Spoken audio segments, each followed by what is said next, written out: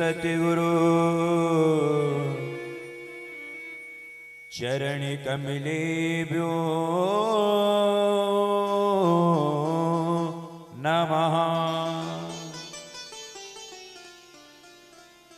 श्री राधा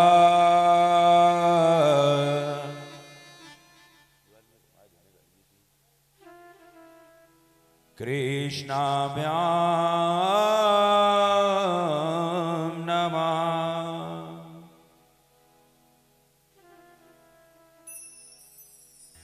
श्री प्राणनाथाय नमः।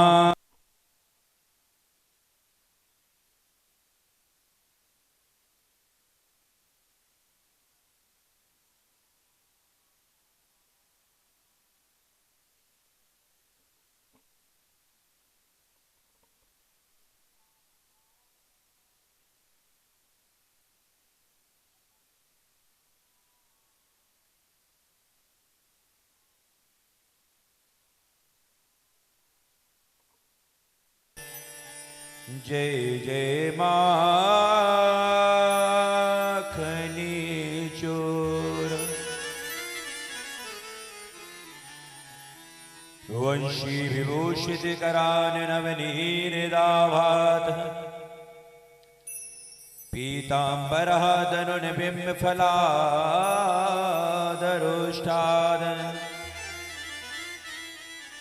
पूर्णिंद सुंदर मुखादरविंद्र नेत्राद कृष्णाते परम किमपि तत्त्वमहं न जाने।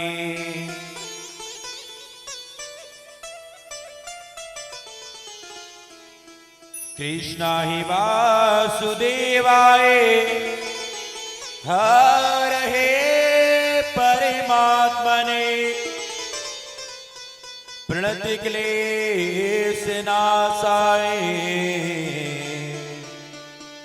श्री गोविंदाय नमो नमः। लो श्री प्राणनाथ प्यारे की। हे मुरलीधर मन मोहने हम भी दिल तुमको दे बैठे। मुरलीधर मन मोहने हम भी दिल तुमको दे बैठे। मुरलीधर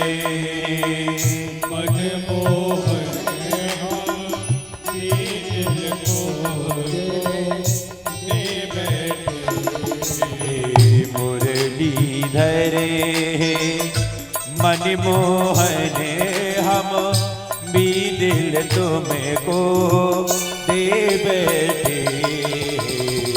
मुरलीधर मन मोहने हम भी तुमको दिल दे बैठे। गम पहले से कम ना थी, गम पहले से कम ना थी। एक और मुसीबत ले बैठे।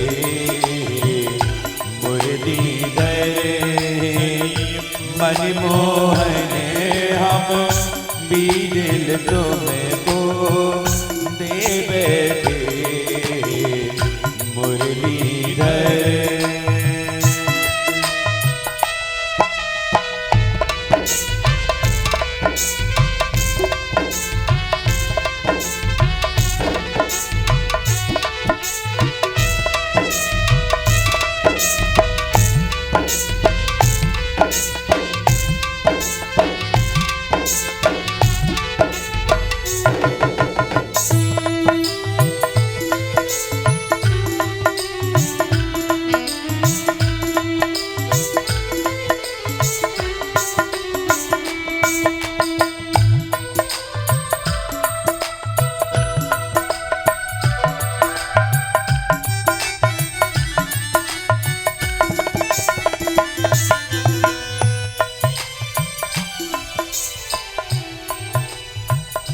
दिल कहता है तुम्हें सुंदरी हो, दिल कहता है तुम्हें सुंदर हो, आंखें कहती हैं दिखलाओ, दिल कहता है तुम्हें सुंदर हो, आंखें कहती हैं दिखलाओ। तुम मिलते नहीं हो,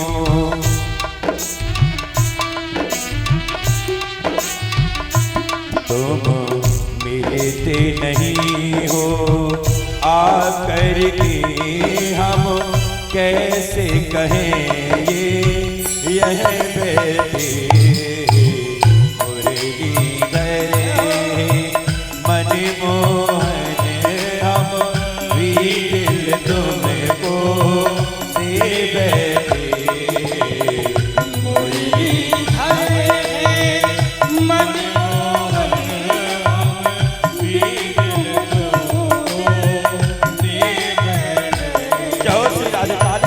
आनंद लेते हुए।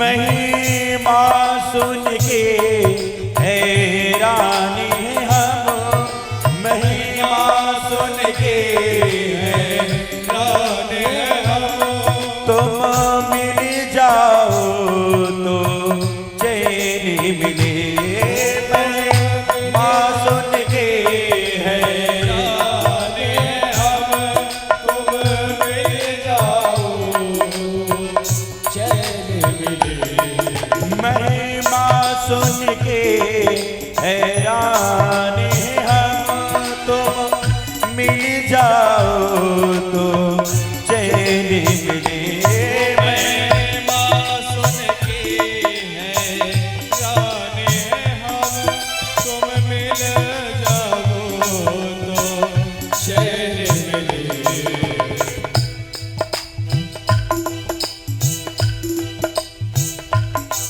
मन खोजे के भी तुम्हें पाता नहीं, मन खोजे के भी तुम्हें पाता नहीं, तुम हो के उसी के मन बैठे मुरली धरे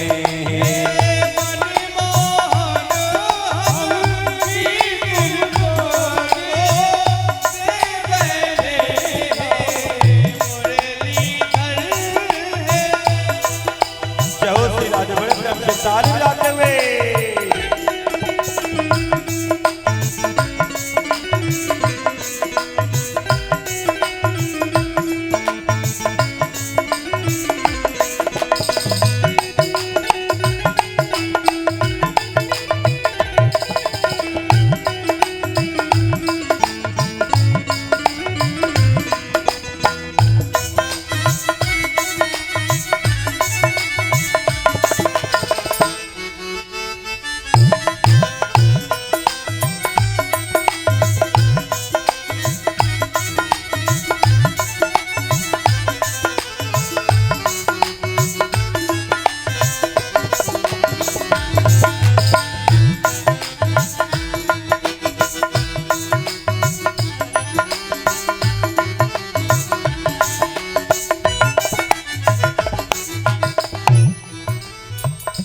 राधा भरी रस के बिहारी तुम, राधा भरी रस के बिहारी तुम,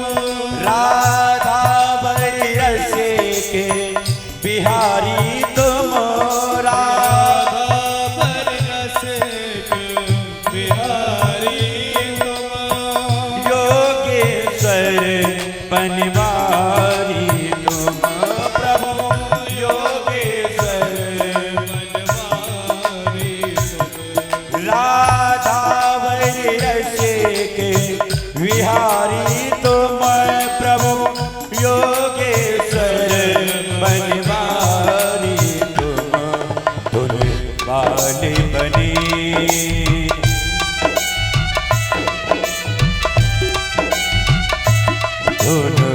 बाले बने कवि मुरली बजा धुन बाले बने कवि मुरली बजा यमुना तट कर बैठे धुन बाले बने कवि मुरली बजा यमुना तट कर बैठे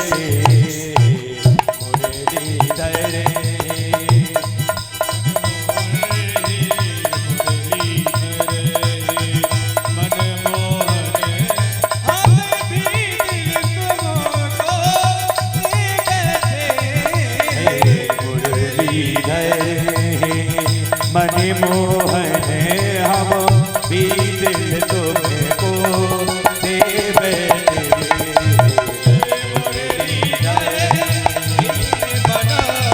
दे बैठे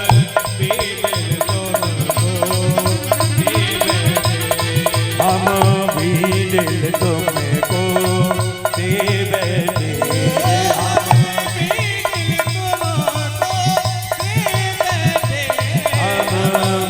दिल तुमको दे बैठे।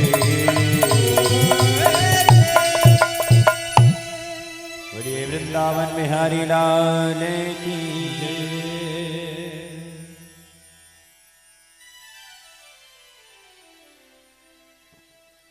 प्यारे भगवत प्रेमियों, परीक्षित जी महाराज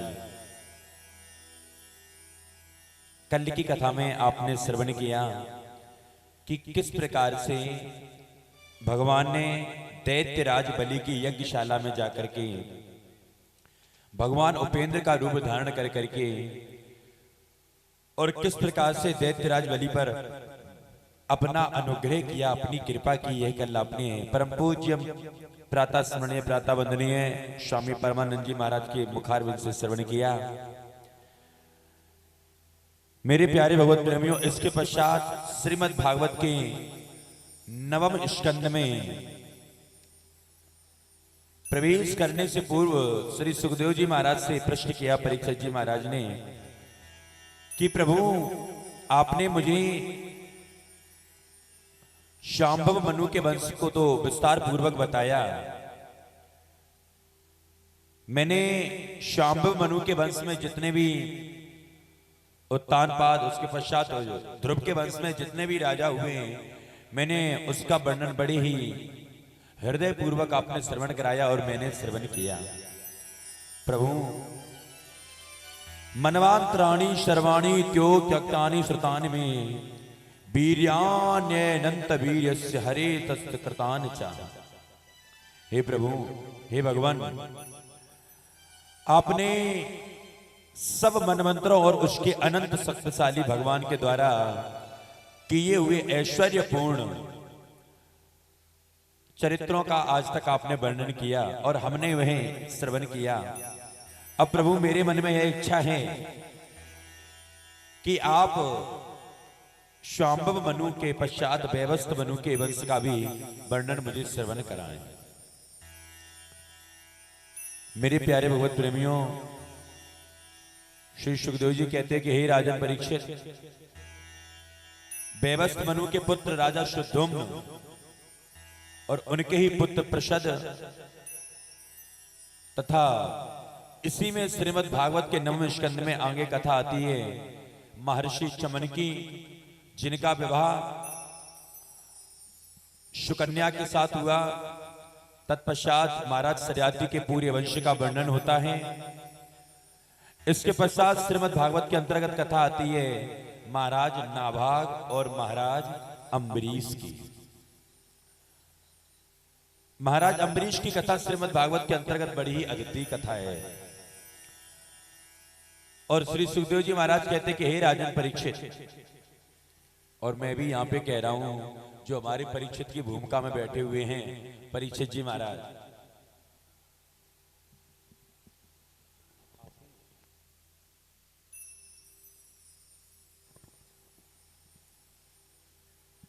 महाराज अम्बरीश की कथा के माध्यम से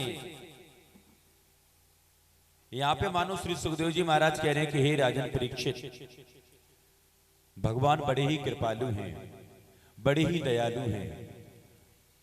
जो भक्त उनकी सेवा में रहते हैं, जो भक्त सदैव उनका पालन करते हैं, जो भक्त सदैव उनकी भक्ति में डूबे रहते हैं ना, क्योंकि 90 प्रकार की भक्ति है ना, किसी भी प्रकार से जो 9 प्रकार की भक्ति है, प्रत्येक भक्ति में जो भक्त डूबा रहता है ना, उसका परमात्मा सदैव कल्याण करते हैं, उसका भगवान सदैव कल्याण करते हैं।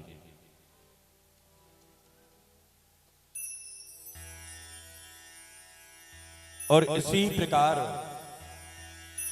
श्री सुखदेव जी महाराज कह रहे हैं कि हे राजन परीक्षित, महाराज अम्बरीश पर भी भगवान की विशेष कृपा है। किस प्रकार? महाराज अम्बरीश ने अपने जीवन में एक प्रण किया हुआ है। परीक्षित जी महाराज अपने जीवन में एक प्रण किया है, और प्रण क्या है? एक माह में जो 2 पक्ष होते हैं ना, प्रत्येक पक्ष में एक एकादशी होती है ना, 2 पक्ष हैं तो 2 एकादशी हो गई। महाराज अम्बरीश ने अपने जीवन में यह व्रत लिया कि मैं पूरे जीवन भर प्रत्येक एकादशी पर व्रत रहूंगा। व्रत रहने का उन्होंने संकल्प लिया। और कभी कभी महाराज ऐसा होता है कि एक ही दिन में 2-2 तिथियां प्रवेश कर जाती हैं।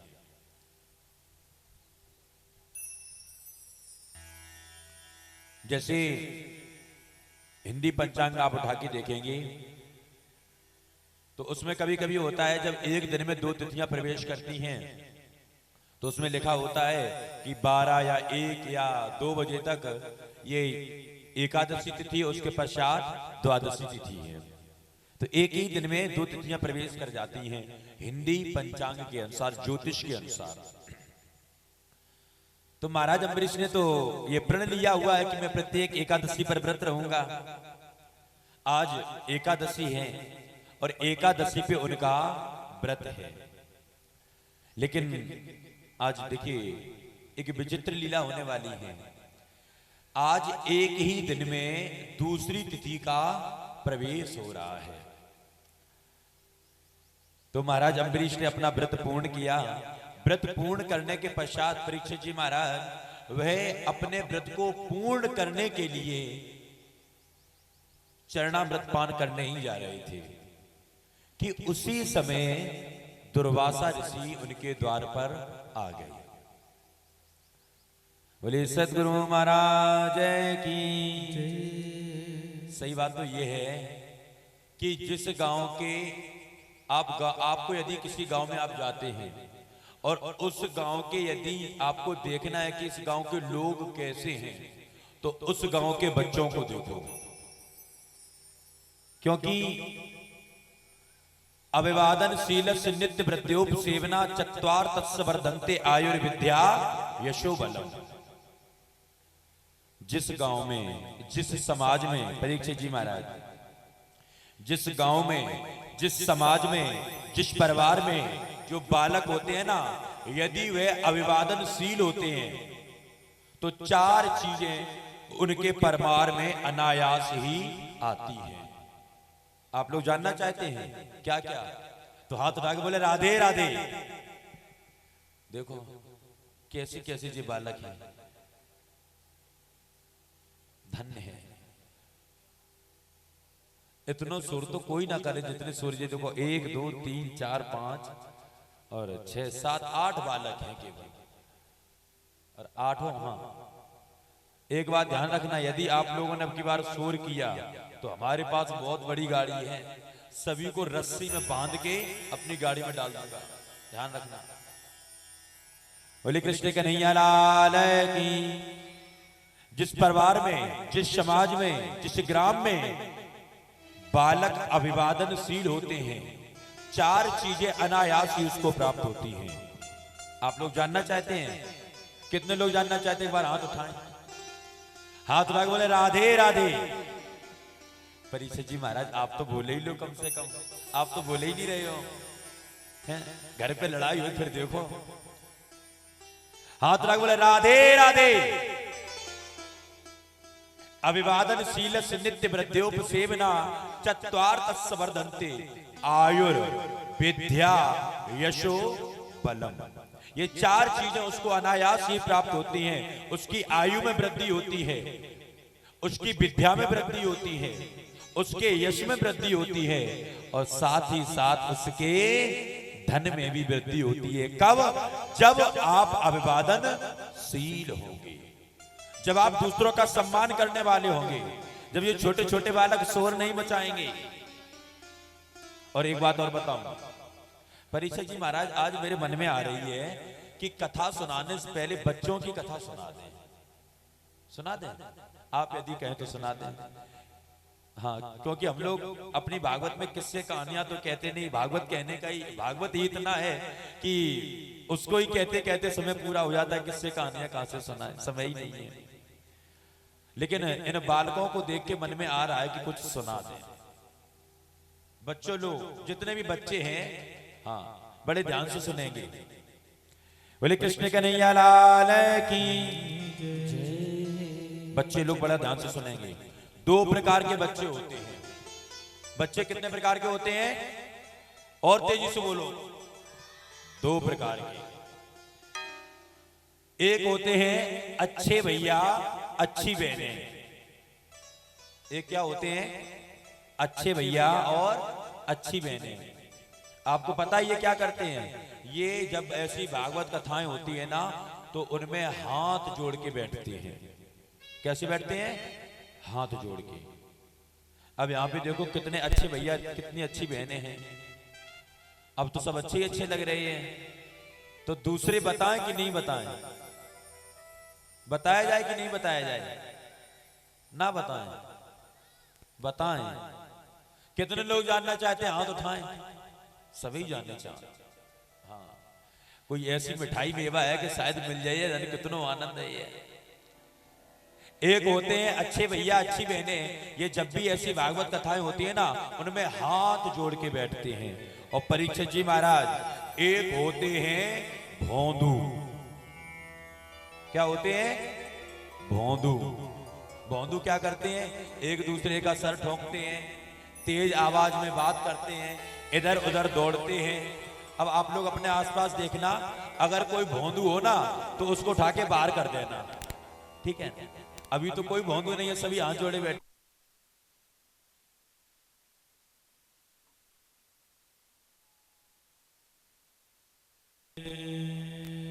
श्री राधे ब्रसे भानी दुलारी, सुमिरत हरत दुसे दुख।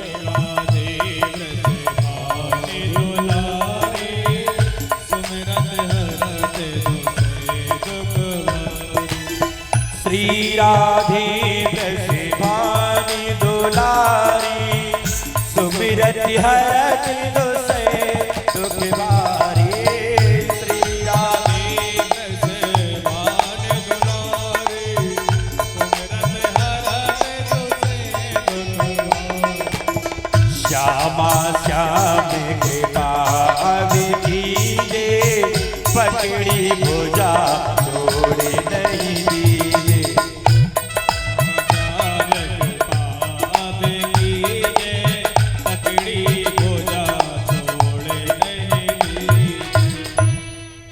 मेरे प्यारे भगवत प्रेमियों, महाराज अम्बरीश ने अपने जीवन में यह प्रण किया कि मैं एकादशी का व्रत करूंगा, और आज वह अपने व्रत को पूर्ण करने ही जा रहे थे। उसी समय कौन आ गए? दुर्वासा ऋषि। और दुर्वासा ऋषि के बारे में तो परीक्षित जी महाराज जग जाहिर है, बताने की आवश्यकता ही नहीं है। बहुत ही क्रोधी स्वभाव के हैं। महाराज अम्बरीश ने ऋषि को आते देख स्वयं का व्रत तो भूल गए, ऋषि के दुर्वासा ऋषि के आव भगत में लग गए, उनकी सेवा में लग गए। जल्दी जल्दी से उनकी चरण वंदना की और उनको उचित स्थान दिया, वह बैठ गए। उसके पश्चात दुर्वासा ऋषि कहते हैं, सुनो सुनो अम्बरीश महाराज, आज मैं रात्रि भर का चला हुआ हूं, अभी मेरा स्नान इत्यादि नहीं हुआ, मैं स्नान इत्यादि करने के लिए जा रहा हूं, उसके पश्चात मैं वापस आके ही भोजन करूंगा, स्नान करने जा रहा हूं। अब भाई संत की आज्ञा है, आज्ञा का पालन करना पड़ेगा। ठीक है महाराज, जैसी आपकी आज्ञा। अपने भोजनालय में अनुग्रह किया, भोजन बनने लगा ऋषि दुर्वासा के लिए। और इधर दुर्वासा ऋषि जाते हैं नदी में स्नान करने के लिए। मेरे प्यारे भगवत प्रेमियों, अभी मैंने आपको बताया एक ही दिन में कभी कभी 2 तिथियां आती हैं। आज महाराज अम्बरीश के उसी दिन में दूसरी तिथि का प्रवेश हो रहा है और इधर दुर्वासा ऋषि अभी कह के गए कि मैं लौट के आऊंगा तब भोजन करूंगा। और सनातन धर्म, सनातन संस्कृति की यह परंपरा है, यदि घर पे कोई अतिथि आता है ना, तो गृह का जो स्वामी है पहले अतिथि को भोजन जिवावे, उसके बाद स्वयं करे। पहले अतिथि को भोजन कराए। क्यों? क्योंकि देखिए, चाहे कोई सा भी कल्चर हो, लेकिन जो सनातन संस्कृति है, जो सनातन कल्चर है, उसमें अतिथि को भगवान स्वरूप माना गया है।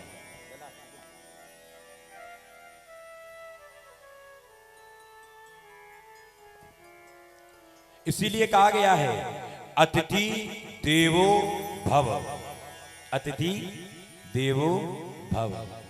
अतिथि स्वयं देव का स्वरूप है।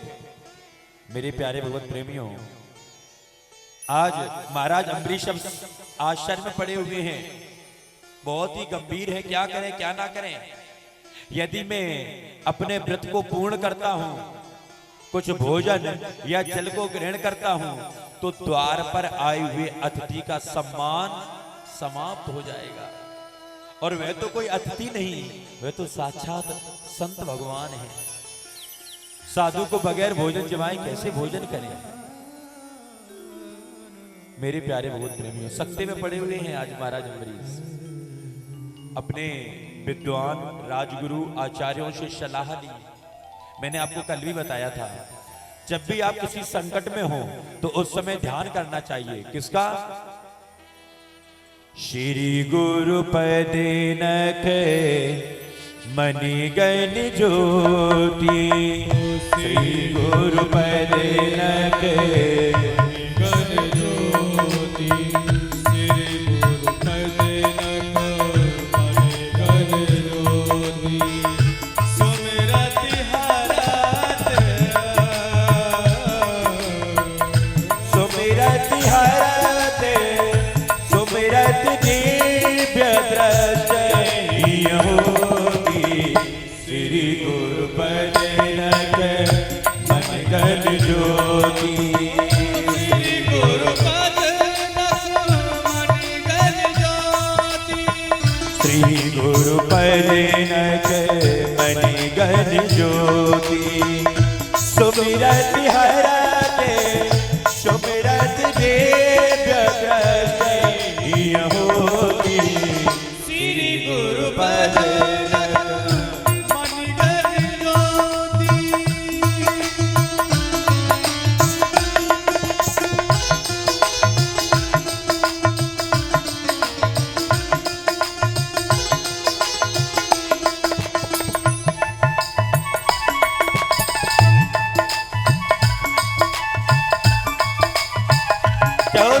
ताली बजाते हुए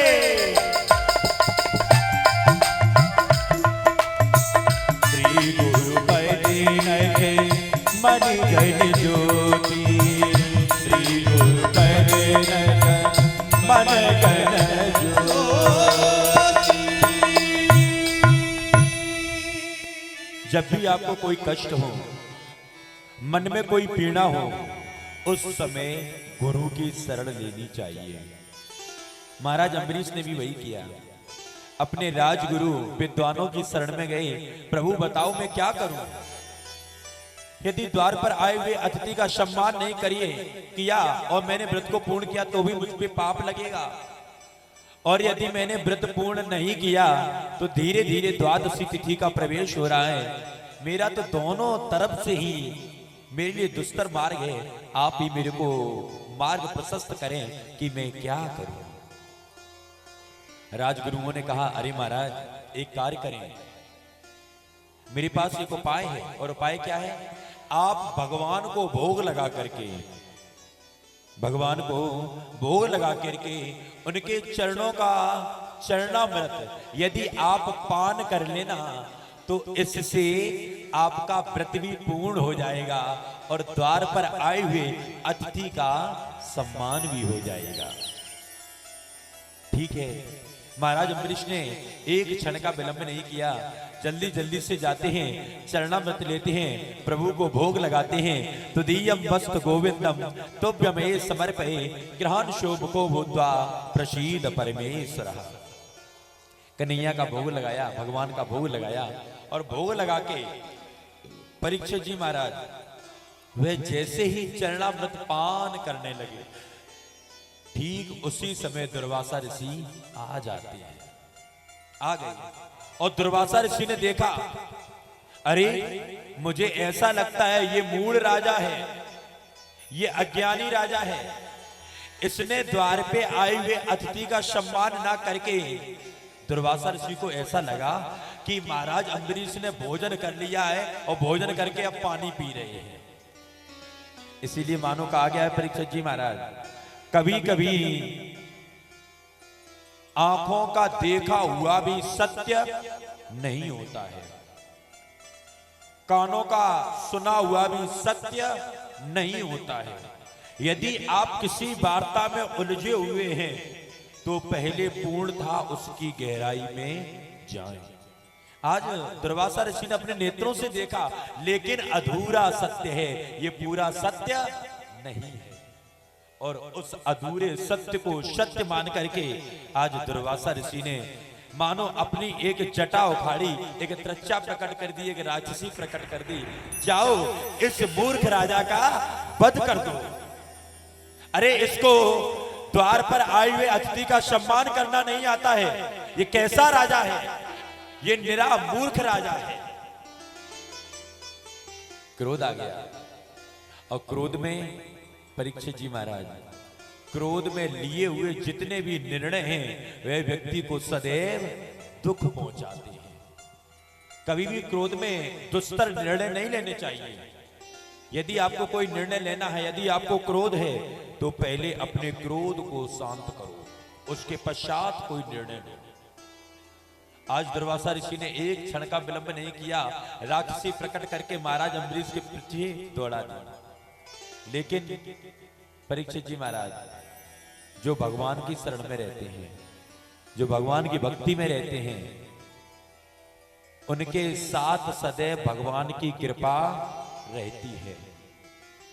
आज भले ही राक्षसी प्रकट की और राक्षसी जैसे ही महाराज अम्बरीश को खाने के लिए दौड़ी, इधर इस बात को कोई नहीं जानता था कि महाराज अम्बरीश की सुरक्षा के लिए भगवान विष्णु ने स्वयं का जो सुदर्शन चक्र है वह लगा रखा है। किसकी सुरक्षा के लिए? महाराज अम्बरीश की सुरक्षा के लिए लगा रखा है। जैसे वे राक्षसी दौड़ी ना, सुदर्शन चक्र प्रकट होता है और उसके तेज से ही मानो वह राक्षसी जल के भस्म हो जाती है। अब वह सुदर्शन चक्र दुर्वासा ऋषि के पीछे दौड़ पड़ा। अब दुर्वासा ऋषि भाग रहे हैं परीक्षित जी महाराज कि कहीं ये मेरा वध ना कर दे, और सुदर्शन चक्र तो वही कर रहा है, आज मानो अभिमान को तोड़ रहा है। दुर्वासा ऋषि दौड़ पड़े, अरे रक्षा करो रक्षा करो रक्षा करो। इधर महाराज अम्बरीश अपने द्वार पर खड़े हुए हैं, उनके नेत्रों से अश्रु बहने लगे। अरे आज मेरे द्वार से एक साधु लौट गया, साईं इतना दीजिए जामे कुटुंब समाए, मैं भी भूखा ना रहूं साधु भी भूखा ना जाए। प्रभु इतना तो आपने सभी को दिया हुआ है, और मेरे ऊपर तो आपकी विशेष कृपा है। वैसे कहा तो इतना गया है कि प्रभु इतना तो मुझे देते रहो कि मेरे परिवार का भरण पोषण होता रहे, और साथ ही साथ मेरे द्वार पर यदि कोई याचक, यदि कोई साधु, यदि कोई वृद्ध आता है तो उसकी सेवा भी होती रहे। क्यों? क्योंकि तुम सेवा से पाओगे पार। मानव सेवा ही माधव सेवा है।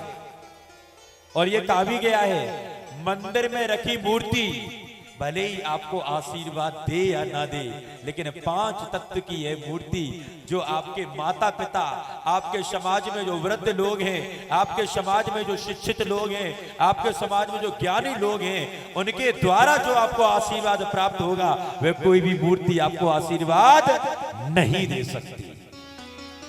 इसलिए सेवा करनी चाहिए, सेवा करनी चाहिए। बगैर सेवा के सब कुछ बेकार है। आज महाराज अम्बरीश के नेत्रों से अश्रु बह रहे हैं कि मेरे द्वार से एक साधु लौट गया। इधर दुर्वासा ऋषि दौड़ रहे हैं, दौड़ते दौड़ते दौड़ते दौड़ते दौड़ते दौड़ते पहुंचे भोले बाबा के पास। त्राहि माम प्रभु त्राहि माम, मेरी रक्षा करो प्रभु रक्षा करो। ये भगवान का सुदर्शन चक्र मेरे पीछे पड़ा हुआ है। यदि मैं एक क्षण के लिए भी रुकता हूं, मुझे ऐसा लगता है कि ये इसका तेज मुझे जला के भस्म कर देगा, इसलिए मैं नित्य निरंतर दौड़ रहा हूं। भोले बाबा कहते हैं, सुनो महाराज, एक बार हमने भस्मासुर को आशीर्वाद दे दो तो। हमने भी भस्मासुर को एक बार आशीर्वाद दे दिया था। उस समय मेरी रक्षा भगवान विष्णु ने ही की थी। यदि आपको अपनी रक्षा करानी है ना, तो जिसका यह सुदर्शन चक्र है उसी के पास जाओ। भाई हमारे पास तो त्रिशूल है, अगर तुम्हारे पीछे त्रिशूल पड़ो तो हम देखते। ये हमारा डिपार्टमेंट ही नहीं है, ये तो डिपार्टमेंट किसी और का है। दुर्वासा ऋषि वहां से भी दौड़े, दौड़ते दौड़ते पहुंचे भगवान ब्रह्मा के पास। प्रभु, आप पूरी सृष्टि की संरचना करने वाले हैं, पूरी सृष्टि की संरचना करते हैं। मेरी इस चक्र से रक्षा करो, इसका तेज मुझे पीड़ा पहुंचा रहा है, कष्ट पहुंचा रहा है, इसका तेज मुझे जला रहा है प्रभु। ब्रह्मा जी कह रहे हैं, सुनो महाराज, ये हमारे बस की भी बात नहीं है, मेरे बस की भी बात नहीं है। यद्यपि मैंने पूरी सृष्टि की संरचना की है, रचाया है, लेकिन ये जो सुदर्शन चक्र है ना, ये भगवान विष्णु का सुदर्शन चक्र है। इसके तेज के सम्मुख तो मेरी संरचना सारी की सारी व्यर्थ है। इसलिए आपको यदि अपनी रक्षा करानी है ना, तो भगवान के ही पास जाओ। अब तो दुर्वासा ऋषि ने जब सारे द्वार खटखटा लिए, कहीं भी संतोषजनक उत्तर नहीं मिला, तो दौड़ते दौड़ते पहुंचे कहां? भगवान विष्णु के पास। महाराज रक्षा करो प्रभु रक्षा करो, चरणों में पड़े हुए हैं, रक्षा करो प्रभु, भगवान इस अपने सुदर्शन चक्र से मेरी रक्षा करो। भगवान विष्णु ने मन में सोचा कि दुर्वासा ऋषि को अहंकार बहुत आता है, क्रोध बहुत आता है, इनके क्रोध को किसी प्रकार समाप्त करना चाहिए। और यदि इनके क्रोध को समाप्त नहीं किया ना, तो सब बेकार है। तो कैसे करें? उपाय मन में आ गया। उन्होंने कहा, महाराज यदि आपको इस सुदर्शन चक्र से मुक्त होना है, तो इसका उपाय अब केवल और केवल महाराज अम्बरीश के पास है। इसके तेज को अब मैं भी शांत नहीं कर सकता। क्यों? क्योंकि मैंने इसको आदेश किया हुआ है, जो भी मेरे भक्त महाराज अम्बरीश को सताए उसको जलाकर भस्म कर दो। और ये यंत्र है, इसको एक बार इसमें जो फीड कर दिया ना, ये उसी के अनुसार कार्य करता है। और अब मैं इसमें कोई छेड़छाड़ नहीं कर सकता। यदि आपको इसके तेज से बचना है, तो महाराज अम्बरीश के पास जाइए, वही आपको इस तेज से बचा सकते हैं। परीक्षित जी महाराज, मेरी बात समझ में आ रही है ना? ठीक है ना? जाइए। अब तो दुर्वासा ऋषि ने सोचा, ये तो बात बड़ी विचित्र है। आज दौड़ते दौड़ते दौड़ते दौड़ते पूरा 1 वर्ष व्यतीत हो गया परीक्षित जी महाराज। इधर महाराज अम्बरीश अपने द्वार से राजभवन के अंदर भी नहीं गए, पूरे 1 वर्ष तक द्वार पर ही खड़े रहे। अरे मेरे द्वार से साधु लौट के गया है, मैं इस राजभवन में प्रवेश नहीं कर सकता। देखिए संतों के प्रति कितनी भक्ति है। मानो यहां पे कहा गया है अम्बरीश, महाराज अम्बरीश के लिए दुर्वासा ने क्या नहीं किया, राक्षसी प्रकट की वध करने के लिए, लेकिन महाराज अम्बरीश एक क्षण के लिए भी विचलित नहीं हुए। उनके मन में यह कष्ट है कि मेरे द्वार से साधु लौट गया। पूरा 1 वर्ष व्यतीत हो गया, दौड़ते दौड़ते दौड़ते दौड़ते दुर्वासा ऋषि, भोले बाबा, ब्रह्मा, भगवान विष्णु के पश्चात अब उन्हें लगा कि मेरी रक्षा कोई और नहीं कर सकता, अब तो केवल महाराज अम्बरीश ही रक्षा करेंगे। दौड़कर जाते हैं, महाराज अम्बरीश के चरणों को पकड़ लेते हैं। महाराज अम्बरीश ने देखा एक साधु मेरे चरणों को पकड़ रहा है। अरे पहले से ही मुझसे एक पाप हो चुका है और एक पाप और हो रहा है। उन्होंने भी महाराज के चरण पकड़ लिए। दुर्वासा ऋषि कहते हैं प्रभु आप जल्दी से सुदर्शन चक्र को शांत करो, इस समय ये मेरे पीछे दौड़ रहा है, मेरे को इसका तेज जला रहा है और इससे इस समय मेरी रक्षा आप ही कर सकते हैं और कोई नहीं कर सकता है। मेरे प्यारे भगवत प्रेमियों, जब महाराज अम्बरीश को यह पता चला कि यह सुदर्शन चक्र मेरी रक्षा में लगा हुआ है और मेरी रक्षा को करने के लिए ही यह चक्र बार बार दुर्वासा ऋषि को दौड़ा रहा है, तो आज दोनों हाथ जोड़ के खड़े हो गए और मानो प्रार्थना करने लगे, हे प्रभु, हे श्याम सुंदर, यदि मैंने स्वप्न में भी किसी व्यक्ति के प्रति छल, कपट, ईर्ष्या, द्वेष की भावना ना रखी हो, यदि स्वप्न में भी मैंने किसी का बुरा ना चाहा हो, यदि स्वप्न में भी मैंने किसी को पीड़ा ना पहुंचाई हो, तो हे सुदर्शन चक्र अब आप अपने तेज को समाप्त करें, अपने तेज को समाहित करें और दुर्वासा ऋषि की रक्षा करें। ये मेरी शरण में आए हुए हैं। यद्यपि संतों की शरणों में सभी भक्त लोग जाते हैं, लेकिन यहाँ पे एक व्यंगम दृश्य हो रहा है, प्रभु आप अपने तेज को शांत करें। मानो महाराज अम्बरीश की इस विनय को उस भगवान विष्णु के सुदर्शन चक्र ने स्वीकार किया और अपने तेज को समाप्त किया। श्री सुखदेव जी कहते हैं, हे राजन परीक्षित, मैंने आपको परीक्षित जी महाराज प्रथम दिवस की कथा के माध्यम से ही बताया था कि पहले जो 4 दिन की कथा है ना, उसमें आपको भागवत सुनने का पात्र बनाया जाएगा। अभी आपको भागवत नहीं सुनाई जा रही है, समझ लेना। क्या बनाया जा रहा है? पात्र बनाया जा रहा है। क्यों? क्योंकि यदि आपके अंदर पात्रता नहीं होगी तो फिर भागवत आपके बस की ना है, फिर आपको समझ में आने वाली नहीं है। आज श्री सुखदेव जी कह रहे हैं, हे राजन परीक्षित, व्यक्ति को कभी भी किसी भी प्रकार का अभिमान नहीं करना चाहिए। दुर्वासा ऋषि को अभिमान था कि मैं एक ज्ञानी हूं, मैं एक साधु हूं, और इस अभिमानी राजा ने मेरी भक्ति ना करके, मेरी सेवा ना करके स्वयं भोजन करके चरणामृत का पान कर रहा है। अभिमान था, तो इसलिए अभिमान के कारण आज दर दर दर दर दुर्वासा ऋषि को भटकना पड़ा। और परीक्षित जी महाराज, हम क्या करते हैं? हमको भी अभिमान है, हमको भी अभिमान है। और कैसा अभिमान है? अरे जब ये धूल उड़ के आती है ना, बहुत तेज हवा चलने लगी और धूल उड़ के आए, तो हम कहते हैं कि ये धूल मुझे गंदा कर रही है।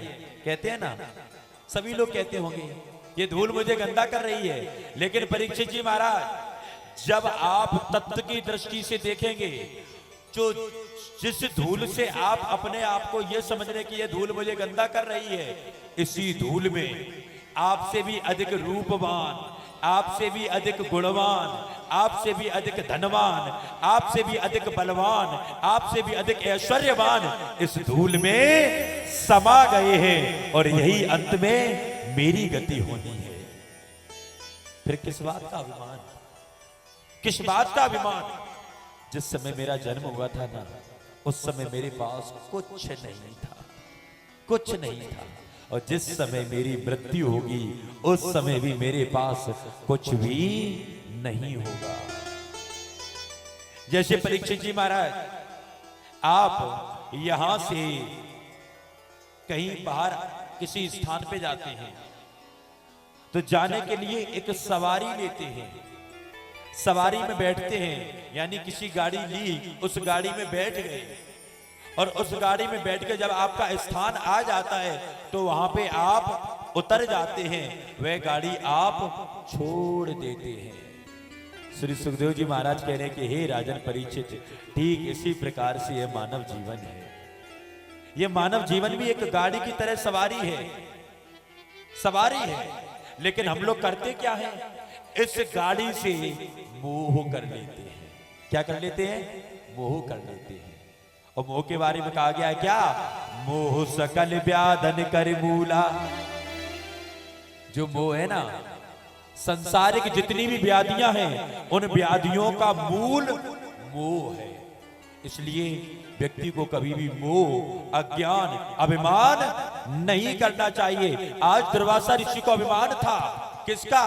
कि मैं एक ऋषि हूं, मैं एक त्यागी हूं और मेरे को बगैर भोजन कराइए निरा मूर्ख भोजन कर रहा है। तो आगे तो आप लोगों ने सुनाई है, बोले कृष्ण कन्हैया लाल की। इसलिए मेरे प्यारे भगवत प्रेमियों, जहां पे सबकी शान समान होती है, जहां पे ना तो कोई छोटा बड़ा, ऊंच नीच, धनवान रूपवान गुणवान नहीं देखा जाता है, जहां पे सबकी शान समान होती है, उसे कहते हैं शमशान। एक लंबी लाइन हम लोग लगाए खड़े हैं, किसके लिए? शमशान के लिए। अंत में जाना तो वही है ना, अपनी भी शान इस मिट्टी में मिलानी है। इसलिए किस बात का अभिमान, किसका अभिमान नहीं करना चाहिए। क्यों? क्योंकि मद अभिमान में सब कुछ गया, मिट गए सारे वंश। और ना मानो तो देख लो कौरव, रावण, कंस। मैं नित्य प्रति आपको बता रहा हूं।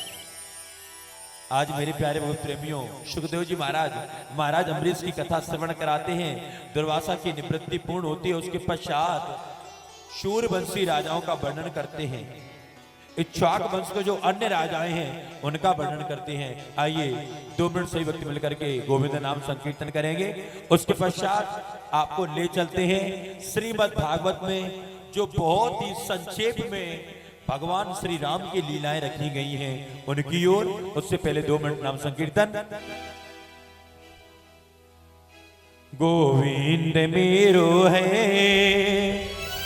गोविंद मेरो है, गोपाल मेरो है, गोविंद मेरो है, गोपाल मेरो है,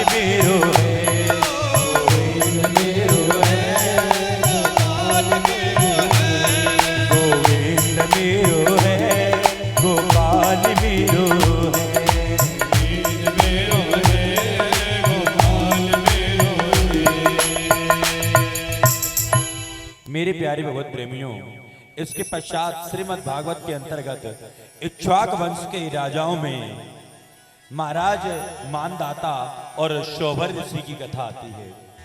इनकी कथा सुनाने के पश्चात राजा त्रिशंकु और महाराजा हरिश्चंद्र की कथा श्रवण कराई, बहुत ही संक्षेप में। हरिश्चंद्र के बारे में तो आप लोगों ने सुना ही होगा, सत्यवादी राजा हरिश्चंद्र, जिन्होंने अपने जीवन में एक प्रण किया कि मैं जीवन में कभी भी झूठ नहीं बोलूंगा। और जब झूठ नहीं बोल रहे हैं ना, तो जीवन में बहुत सारे संकट भी राजा हरिश्चंद्र को सहन करने पड़े। और सही बात तो यह है, जो व्यक्ति धर्म के मार्ग पे चलता है, जो व्यक्ति सत्य के मार्ग पे चलता है, परीक्षित जी महाराज, उसको कष्ट तो बहुत होता है, लेकिन वह कभी भी हारता नहीं है। क्यों? क्योंकि सत्य स्वरूपम सत्यशम सत्य बीजम सनातनम। जो सत्य का अनुसरण करता है, जो सत्य के साथ रहता है, तो परीक्षित जी महाराज, सत्य क्या है? सत्य क्या है? क्या ये शरीर सत्य है? क्या हम अपने नेत्रों से जो कुछ भी देख रहे हैं ये सत्य है? नहीं। सही बात तो ये है, कहा गया है कि हम अपने नेत्रों से जो कुछ भी देख रहे हैं, हमको जो कुछ भी दिख रहा है, छिद्र, जल, पावक यानी जल, पृथ्वी, अग्नि, वायु, आकाश, ये वृक्ष, वनस्पति, ये लता, ये संरचनाएं, हम जो कुछ भी देख रहे हैं ना, ये सब एक ना एक दिन मिटना है। ये सब क्या है? असत्य। और जिस व्यक्ति ने इस बात को समझ लिया, समझ लो उसने ही सत्य को समझ लिया, उसने सत्य को जान लिया। सत्य क्या है? जो हमें अपने नेत्रों से दिखाई नहीं दे रहा है। अरे जिसको देखने के लिए हम दर दर भटक रहे हैं, जिसको जानने के लिए ऐसी भागवत कथाएं इत्यादि ये कार्यक्रम हो रहे हैं कि मेरे को किसी भी प्रकार से सत्य की अनुभूति हो जाए, मैं जान जाऊं सत्य क्या है। सत्य केवल ये है जो मुझे अपने नेत्रों से नहीं दिख रहा है। सत्य ये है कि एक ना एक दिन मुझे भी इस संसार को छोड़ के जाना है। तो फिर ये संसार में रह करके हम झूठ क्यों बोले, हम छल क्यों करें, हम कपट क्यों करें? नहीं करना चाहिए। सत्य तो ये है कि परमात्मा जिस पर अपनी कृपा करते हैं, कन्हैया जिस पर अपनी कृपा करते हैं ना, उस समय वे नहीं देखते हैं कि ये छोटा है कि बड़ा है, ये किसी जात का है, ये किसी धर्म का है, ये किसी वर्ण का है, ये भगवान नहीं देखते हैं। सत्य यदि समझना है तो आपको अपने तत्व की दृष्टि जागृत करनी पड़ेगी। और तत्व की दृष्टि क्या है? एताव देव जिज्ञासम तत्व जिज्ञासुनात्मनः अन्वय व्यतिरेकाभ्याम यदि स्यात् सर्वत्र सर्वदा। तत्व की दृष्टि में बताया गया है, जिस समय आपके मन में ये ऊंच नीच, छोटा बड़ा, ये सारी भावनाएं समाप्त हो करके आपकी चित्त की दृष्टि में, आपके चित्त में आप जिधर भी देखें तो उस समय आपको केवल और केवल परमात्मा की भक्ति, परमात्मा की कृपा ही दिखाई दे। समझ लेना उस दिन आज मैं सत्य के साथ हो गया। आप जिधर भी दृष्टि दौड़ाएं परीक्षित जी महाराज, ना तो कोई स्त्री है, ना कोई पुरुष है, ना कोई बालक है, ना कोई वृद्ध है, ना कोई पशु है, ना कोई कीट है, ना कोई पतंग है। हम जिधर भी देख रहे हैं केवल और केवल परमात्मा, परमात्मा, परमात्मा, परमात्मा के सिवा मुझे कुछ और भी दिखाई नहीं दे रहा है। जिस दिन ये दृष्टि आपके पास हो जाएगी, उस दिन आप समझ लेना कि मेरे को सत्य की अनुभूति होने लगेगी। और सत्य महाराज यही है। इस संसार में आकर के हम विभिन्न योनियों में बट गए, लेकिन जब आप तत्व की दृष्टि से देखेंगे तो हम बटे हुए नहीं हैं, हम सब एक हैं। बोले कृष्ण कन्हैया लाल की। और महाराज इन्हीं महाराजा हरिश्चंद्र के वंश में आगे महाराज सगर, और इन्हीं के वंश में महाराज भागीरथ, जिन्होंने गंगा को प्रभु से प्रार्थना करके, ऐसा श्रुतियों में आया है, गंगा को पृथ्वी पर अवतरण कराया। इसीलिए गंगा का एक नाम भागीरथी भी है। और परीक्षित जी महाराज इन्हीं महाराज भागीरथी के वंश में आगे चल के महाराज दशरथ। ये राजा रघु का वंश है और इस वंश में महाराज दशरथ। दशरथ के बारे में तो आप लोगों ने सुना ही होगा। महाराजा दशरथ के कितने पुत्र हैं परीक्षित जी महाराज? राजा दशरथ के कितने पुत्र हैं? चार पुत्र हैं। हमने सुना यहाँ पे कथाएं बहुत होती हैं, तो आप लोगों को राम की कथा तो पता ही होगी कि क्या कथा है। अरे भैया, 4 भाई हैं, राम, भरत, लक्ष्मण और शत्रुघ्न। अच्छा एक बात बताओ, यहाँ पे ऐसे कितने लोग हैं जिन्होंने भगवान श्री राम की लीलाएं सुनी है और श्री राम को जानते हैं? एक बार वो हाथ उठाएं। हाँ, जानत तो है, सभी जानत राम को, लेकिन मानता कोई नहीं है। परीक्षित जी महाराज, मानता कोई नहीं है। कैसे? बड़े ध्यान से सुनना। श्री राम ने जो किया है ना, यदि वो आप करने लग जाए परीक्षित जी महाराज, तो सही बात तो ये है कि जिसके घर में लड़ाई झगड़ा होता है, किसका? संपत्ति को लेकर, पारिवारिक संपत्ति को लेकर यदि विवाद होता है और उसके घर में यदि वहां पे मानने वाले हो रामायण के, तो फिर उसके घर में झगड़ा नहीं होगा। लेकिन रामायण कौन सी? रामायण तो 10-12 है परीक्षित जी महाराज, 1-2 रामायण नहीं है। आप लोगों ने सुना होगा केवल रामचरितमानस, जो तुलसीदास जी ने लिखी है, लेकिन इससे भी पहले वाल्मीकि रामायण। और जब आप अयोध्या जाएंगे या आप किसी धार्मिक प्रेस में जाएंगे तो आपको पता चलेगा रामायण अन्यान प्रकार की है। सत्यार्थ प्रकाश रामायण, वेदार्थ प्रकाश रामायण, घट रामायण, अध्यात्म रामायण, वाल्मीकि रामायण, रामचरितमानस, ऐसी करीब 10 रामायण है। सब में कुछ ना कुछ अलग अलग है। लेकिन परीक्षित जी महाराज, यदि आप चाहते हैं कि मेरे घर में लड़ाई झगड़ा ना हो, और केवल आप ही नहीं, सब से कह रहे हैं न, सब लोग जा समझो पैसा इन्हें खर्च करो है, तो ये नहीं सुना रहे, सभी को सुना रहे हैं। यदि आप लोग चाहते हैं कि मेरे घर में लड़ाई झगड़ा ना हो, तो मेरे पास एक उपाय है, झगड़ा नहीं होगा। जानना चाहते हो तो हाथ उठाएं, सभी जानना चाहते तो हाथ उठा के बोले राधे राधे। महाराज आप मेरी बात मान लो, पहले भंडारा कराओ। सब भूखे बैठे हैं और सही बता रहे, अब लड़ाई हो चालू हुई, फिर देखो इनकी आवाज कितनी तेज निकले। अरे भैया राधे राधे तो बोलते रहो, राधे राधे बोलते रहोगे ना तो जीवन में कल्याण ही कल्याण है। हाथ उठा के बार पुनः बोले राधे राधे। लोग चाहते हैं कि आपके घर में लड़ाई झगड़ा ना हो, तो आप अपने बालकों को, जो छोटे छोटे बालक है ना, घर में जो शिशु है ना, उनको वाल्मीकि रामायण का अध्ययन कराना प्रारंभ कर दे। मैं रामचरितमानस की बात नहीं कर रहा हूं या अन्य रामायणों की बात नहीं कह रहा हूं, मैं बता रहा हूं आपको वाल्मीकि रामायण। क्यों? क्योंकि वाल्मीकि रामायण में जितना भी लिखा हुआ है ना, वह सब कुछ सत्य सत्य, भगवान श्री राम की जितनी भी लीलाएं हैं उनको सत्य रूप से लिखा गया है। रामचरितमानस में तो तुलसीदास जी ने पहले ही लिख दिया, स्वांतः सुखाय, अपने सुख के लिए लिख रहा हूं, आपके लिए नहीं लिख रहा हूं। लेकिन वाल्मीकि रामायण समाज के लिए लिखी गई है। और देखिए श्री राम करते क्या हैं, यदि आप लोग करने लग जाए तो मेरे को विश्वास है कि आज समाज में जो द्वंद्व हो रहे हैं, आज समाज में जो एक दूसरे की मानसिकताओं के ऊपर सवाल उठाए जा रहे हैं, ये उठना बंद हो जाएंगे। कब? देखिए बड़ा सुंदर लिखा है क्या, प्रातः काले उठे रघुनाथा, माते पिता गुरु नावहि माथा। परीक्षित जी महाराज, ये श्री राम ने किया है। क्या किया?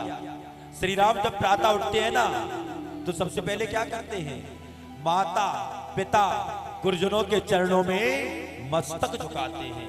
यहाँ पे इतने लोग बैठे हैं, सही सही बताना, जिनके माता पिता अभी हैं, वह ऐसे कितने लोग हैं जो प्रातः उठ करके अपने माता पिता के चरणों में मस्तक झुकाते हैं? वो एक बार हाथ उठाएं।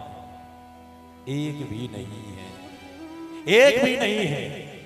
अरे एक तरफ तो आप कहते हो जय श्री राम, जय श्री राम, मैं राम को मानता हूं, मैं कैसे इस बात को स्वीकार करूं कि आप श्री राम को मानते हैं? आप श्री राम को जानते ही नहीं हैं, मानने की तो बात छोड़ो।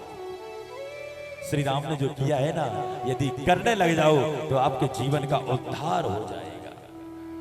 प्रातः काल उठे रघुनाथा, मात पिता गुर नावे माथा। और सही बात तो यह है परीक्षित जी महाराज, हमारी सनातन संस्कृति में कहीं भी पैर छूने की विद्या नहीं है, प्रथा है ही नहीं, पैर छुए ही नहीं जाते हैं, पैर छुए ही नहीं जाते हैं। क्या किया जाता है? मस्तक झुकाया जाता है। क्या किया जाता है? मस्तक झुकाया जाता है। और सही बात तो यह है, यदि आपको किसी से कुछ प्राप्त करना है, मेरे पास लोग बाग आते हैं, भक्त लोग आते हैं, कहते हैं महाराज मुझे आशीर्वाद दो। महाराज एक बात बताओ, यदि आशीर्वाद हम लोगों के पास रिजर्व कोटे में होता तो आशीर्वाद सबसे पहले अपने परिवार वालों को देते। भाई सभी चाहते मेरे परिवार वाले खूब अच्छे रहे, देते ना देते। उसके बाद अपने समाज वालों को देते, अपने ग्राम अपने नगर वालों को देते, अपने रिश्तेदारों को देते, तब कहीं थोड़ा बहुत बचता आपको मिलता, मिलता कि नहीं मिलता? थोड़ा बहुत। लेकिन आशीर्वाद कभी भी दिया नहीं जाता है, आशीर्वाद तो लिया जाता है, आशीर्वाद तो प्राप्त किया जाता है। कैसे? जब आप अपना गर्व भरा यह मस्तक किसी विद्वान, किसी संत, किसी महात्मा, अपने माता पिता गुरुजनों के चरणों में जब ये आप अपना मस्तक झुकाएंगे, आपको अपने आप आशीर्वाद प्राप्त होगा, आपको लेने की आवश्यकता नहीं पड़ेगी। आवश्यकता किसकी है महाराज? झुकने की। और सही सत्य तो यह है, जो व्यक्ति जितना झुक जाता है वह उतना ही अधिक ऊंचा उठ जाता है। यदि आपको अपने ऐश्वर्य, धन, जन, विद्या में वृद्धि करनी है तो मेरे देश के लोगों, आप लोग झुकना सीख जाओ। जिस दिन आप झुकना सीख जाओगे उस दिन आपको यह सब वस्तुएं अनायास ही प्राप्त होने लग जाएंगी।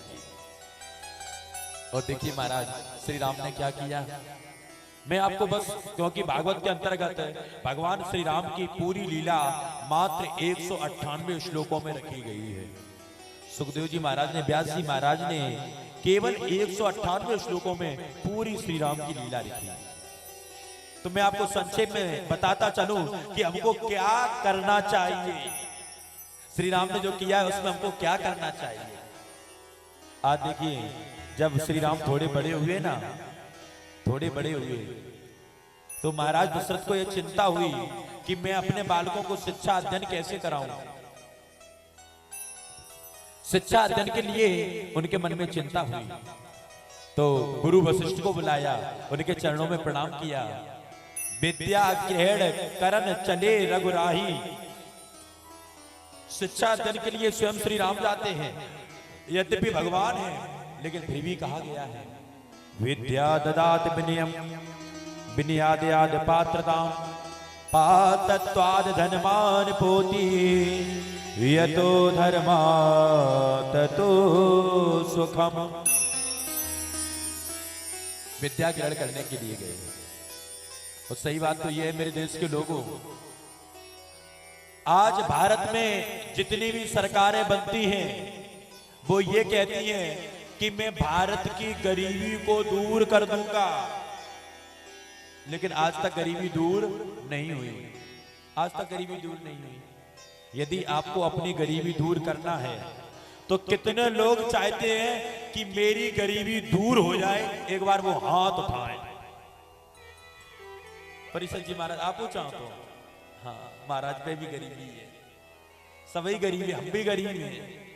कितने लोग चाहते हैं कि मेरी गरीबी दूर हो जाए, एक बार हाथ उठाएं, हाथ उठा के बोले राधे राधे।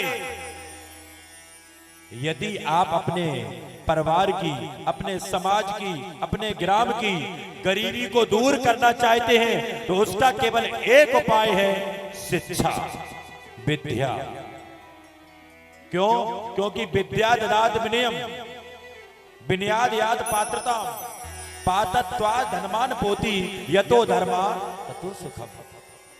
विद्या से आप विनयशील बनेंगे, विनयशील होंगे ना तो धन कमाने के पात्र बनेंगे। भाई जब आप क्वालिफाइड होंगे तभी तो नौकरी मिलेगी। अब हो अंगूठा टेक और कहो मुझे नौकरी मिल जाए, मिलेगी नहीं मिलने वाली। तभी पात्र बनेंगे धन कमाने के। और जब कोई व्यापार, कोई व्यवसाय, कोई नौकरी करेंगे तो परीक्षित जी महाराज नोट तो फिर अपने आप आएगो, आएगो कि नहीं आएगो। और जब नोट आएगो तो फिर ऐसी कथाएं तो होती ही रहेंगी। बोले कृष्ण कन्हैया लाल की। इसलिए मेरे देश के लोगों उठो, जागो। शिक्षा वह शेरनी का दूध है, जो पिएगा वो दहाड़ेगा। इसलिए आप यदि अपनी गरीबी मिटाना चाहते हैं तो आज से प्रतिज्ञा कर लें कि मैं अपनी भावी पीढ़ियों को, जो मेरी आगे समाज में पीढ़ियां आने वाली हैं, उन्हें उच्च से उच्च शिक्षा ग्रहण कराएंगे। आप लोग विश्वास नहीं मानोगे, हम लोग जब बाहर कथा कहने के लिए जाते हैं ना तो आपके गांव में जो ये छोटे छोटे बालक शोर कर रहे हैं ना, ऐसे छोटे छोटे बालक हम लोगों के पास आते हैं और जब हम उनसे वार्ता करते हैं ना तो पता चलता है कि इनकी शिक्षा क्या है। यदि आप अपनी गरीबी मिटाना चाहते हैं तो आपकी जो छोटे छोटे बालक हैं ना, आपके ग्राम के, आपके समाज के जो बालक हैं, इनको उच्च शिक्षा ग्रहण कराएं, उच्च शिक्षा ग्रहण कराएं। जब इनके पास उच्च शिक्षा होगी ना तो फिर इनको कोई भी बेवकूफ नहीं बना पाएगा। और जब बेवकूफ नहीं बना पाएगा तो धन इनका अपने आप कोई नहीं लूट पाएगा, इनके पास अपने आप धन होगा। इसलिए आवश्यकता किसकी है? शिक्षा की। Education is the most important piece in your life. आप अपने आप को पहचानो और वह तभी संभव है जब आपके पास शिक्षा होगी। आज स्वयं भगवान श्री राम ने भी मानो यह संदेश दिया, स्वयं गुरुकुल में पढ़ने के लिए गए। मेरे प्यारे भगवत प्रेमी, लीलाएं तो बहुत हैं। आज श्री राम विद्या ग्रहण करने के पश्चात जब चारों भाई वापस आते हैं ना, विश्वामित्र जी आ गए और कहा मेरे को राम और लक्ष्मण दोनों चाहिए। क्यों? क्योंकि वन में कोई भी कार्य करते हैं, कोई भी धार्मिक कार्य करते हैं, यज्ञ इत्यादि करते हैं ना, तो दैत्य आ जाते हैं, मेरे यज्ञ को विध्वंस कर देते हैं। तो राम और लक्ष्मण को लेकर विश्वामित्र जी जाते हैं। पहले तो दशरथ कहते हैं कि मैं राम को ना दूं, राम देत नहीं बनत गुसाई, आप चाहे कुछ भी मांग लो लेकिन राम को नहीं दे सकते। लेकिन नहीं, विश्वामित्र जी ने कहा यदि नहीं दोगे तो मैं श्राप दे दूंगा। तो वशिष्ठ जी ने समझाया, महाराज दे दो, बहुत क्रोधी हैं, दे दो। सही बात तो ये है कि यदि ये विश्वामित्र जी के साथ जाएंगे तो ये अस्त्र शस्त्र के बहुत बड़े ज्ञानी हैं। क्यों? क्योंकि ब्रह्म ऋषि है ना, बहुत बड़े ज्ञानी हैं। ये श्री राम को अस्त्र शस्त्र में निपुण करेंगे, इसलिए जाने दो, जाने दो, जाने दो। राम और लक्ष्मण दोनों विश्वामित्र जी के साथ जाते हैं। वन में जाके ताड़का का उद्धार किया, कथा आप लोगों ने सुनी होगी, और अंत में जाके अहिल्या का उद्धार किया। अब महाराज यदि हम वाल्मीकि रामायण को देखते हैं तो वाल्मीकि रामायण के अनुसार अहिल्या पत्थर की नहीं है। रामचरितमानस में तो गोस्वामी जी कह रहे हैं पत्थर की नार अहिल्या है, उसको श्री राम ने अपने पगों से तार दिया। लेकिन वाल्मीकि रामायण क्या कह रही है? वाल्मीकि रामायण के अनुसार अहिल्या पत्थर की नहीं है। जिस प्रकार कभी किसी व्यक्ति का कोई एक्सीडेंट होता है तो आप लोगों ने सुना होगा, उसको जल्दी जल्दी अस्पताल में भर्ती कराया ना, तो वहां पे डॉक्टर ने उस मरीज को देखा और देख करके कहने लगे, सुनो भैया, आपने लाने में थोड़ी देर कर दी, इसका भयंकर एक्सीडेंट हुआ और आपने लाने में थोड़ी देर कर दी, इसलिए ये व्यक्ति कोमा में चला गया। किस में चला गया महाराज? कोमा में। आप लोगों ने सुना होगा, कोमा की अवस्था तो जानते ही होंगे। अब मेरे को ये नहीं पता ये कब उठेगा, 1 मिनट में उठ जाए या 1 घंटा में उठ जाए या कहो 10 साल लग जाए, फिर भी ये ना उठे। श्वास तो चल रही है लेकिन अवस्था कौन सी है? कोमा की अवस्था। इस अवस्था को हमारे शास्त्रीय भाषा में कहते हैं किंग कर्तव्य मूड की अवस्था। जिस समय गौतम ऋषि ने अहिल्या को श्राप दिया ना, उस समय अहिल्या की अवस्था किंग कर्तव्य मूड, यानी आज की भाषा में कहे तो कोमा में चली गई। क्यों? गहरा सदमा लगा, कोमा में चली गई। लेकिन श्री राम ने जैसे ही स्पर्श किया ना, उनकी वे कोमा की अवस्था, किंग कर्तव्य मूड की अवस्था समाप्त होती है। राम आगे बढ़ते हैं। चलते चलते महाराज कहां पहुंचे? जनकपुरी। और जनकपुरी में आज क्या है? आज शर्त लगी हुई है। जनकपुरी में यह शर्त लगी हुई है, महर्षि दधीच की हड्डियों से 3 धनुष बनते हैं। 3 धनुष। पहला जिसमें नाक की हड्डी लगी है, इसलिए इसका नाम है पिनाक। नाम क्या है? पिनाक। और आज यही धनुष जनकपुर में रखा हुआ है, इसमें नाक की हड्डी लगी है। दूसरा धनुष जिसमें रीढ़ की हड्डी लगी है, जो हमारा मेरुदंड है ना, रीढ़ की हड्डी, इसको कहते हैं गांडीव, जो अर्जुन के पास है। तीसरा धनुष जिसमें जंघाओं की हड्डी लगी है, इसलिए इसका नाम है सारंग। ये धनुष है जिसको कृष्ण ने तोड़ा, कंस के पास ये धनुष था। आज कौन सा धनुष रखा है महाराज? पिनाक। सबकी नाक लगी है। और राजा जनक ने प्रतिज्ञा की, यह शर्त रखी है कि जो इस धनुष की प्रत्यंचा को चढ़ा देगा, यानी डोर को चढ़ा देगा, उसी के साथ सीता का विवाह होगा। सभी प्रयास कर रहे हैं।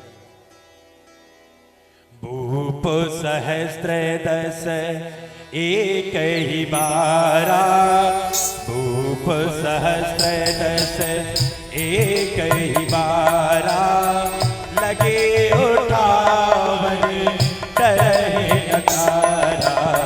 भूप सहस्त्र दस एक ही बारा, लगे उठावन तरह नकारा। भूप सहस्त्र दस एक ही बारा, भूप सहस्त्र दस एक ही बारा, लगे उठावन तरह नकारा। भूप सहस्त्र दस।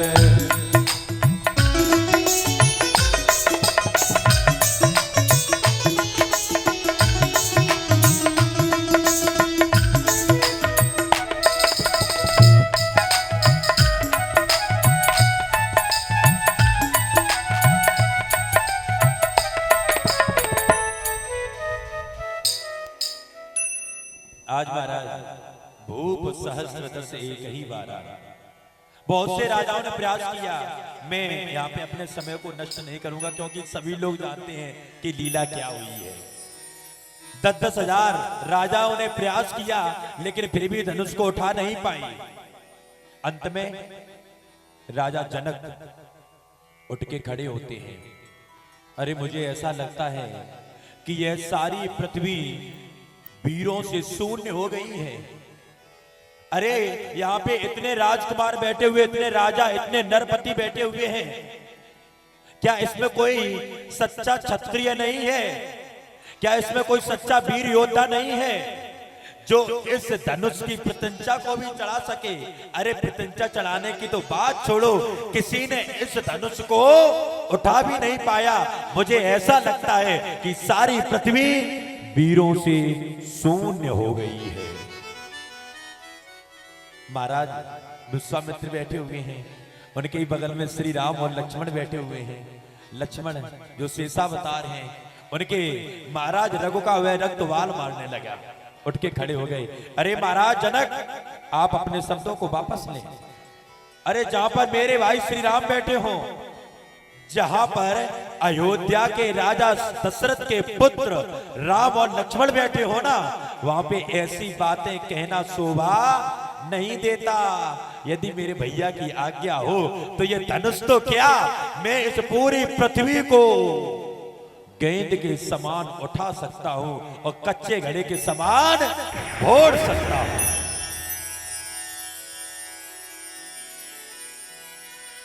महाराज शेषा बता रहे हैं ना लक्ष्मण जी, क्रोध आने लगा। श्री राम ने सारा किया, भैया बैठ जाओ लक्ष्मण बैठ जाओ। इस समय ये अवस्था क्रोध करने की नहीं है। महाराज जनक का रोष सत्य है, सही है। उसके पश्चात विश्वामित्र जी आज्ञा देते हैं, श्री राम जाओ, नेत्रों से आज्ञा दी। लेकिन देखिए श्री राम ने यहां पे भी मर्यादा का पालन किया।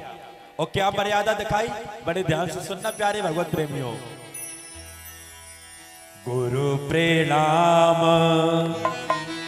मन ही मन कीना, अति लागो उठाए तनुलीना। गुरु प्रणाम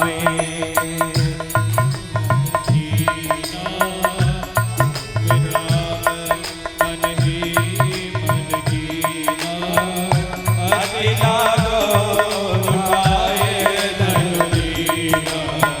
गुरु प्रणाम मन ही मन कीना, अति लागो अति लागो उठाए तनुलीना। गुरु प्रणाम।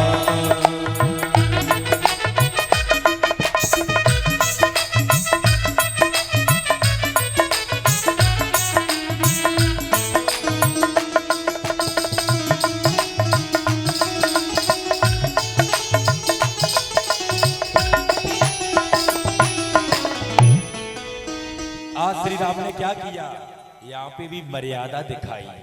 गुरुदेव ने आज्ञा दी ना, तो थोड़े दूर थे गुरुदेव से, मन ही मन में गुरुदेव को प्रणाम किया। मानो यहाँ पे श्री राम ने यह मर्यादा दिखाई कि यदि मैं भी धनुष उठाने में असमर्थ रहा तो इसमें मेरी शान नहीं जाएगी। क्यों? क्योंकि मैंने गुरुदेव को स्मरण करके धनुष उठा रहा हूं। गुरुदेव अब आपकी बारी है, अब मेरी बारी नहीं है। इसीलिए कहा गया है जब गुरु बनाए जाते हैं ना तो तन मन धन सब गुरु को समर्पण किया जाता है।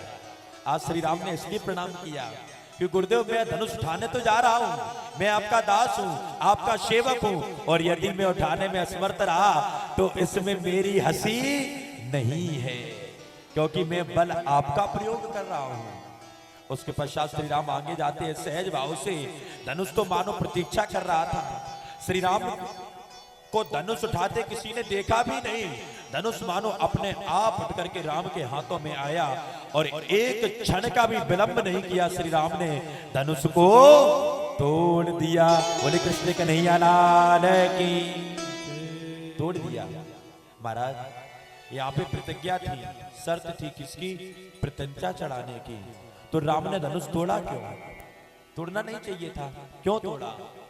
अभी मैंने आपको बताया ना, ये धनुष इसमें नाक की हड्डी लगी है, इसलिए इसका नाम है पिनाक।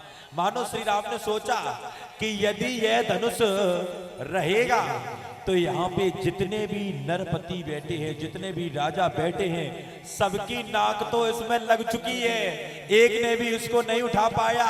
और यदि यह धनुष रहा तो यह धनुष इन राजाओं को सदैव अपनी निर्बलता का परिचय देता रहेगा। इसलिए राम ने वह धनुष तोड़ दिया, तोड़ दिया। आपको पता ही है, जब धनुष टूटा तो कौन आया? परीक्षित जी महाराज। कौन आया? दुर्वासा ऋषि। भाई हमें पता नहीं, आप लोग बताओ। धनुष जब टूटा तो वहां पे एक ऋषि आए। कौन आए? पुलिस आई, परशुराम जी। बोले कृष्ण कन्हैया लाल की। परीक्षित जी महाराज ने कहा परशुराम, हमने समझी पुलिस, हमने कि वहां पे भाई पुलिस का क्या कार्य है? धनुष टूटा तो कौन आए? परशुराम।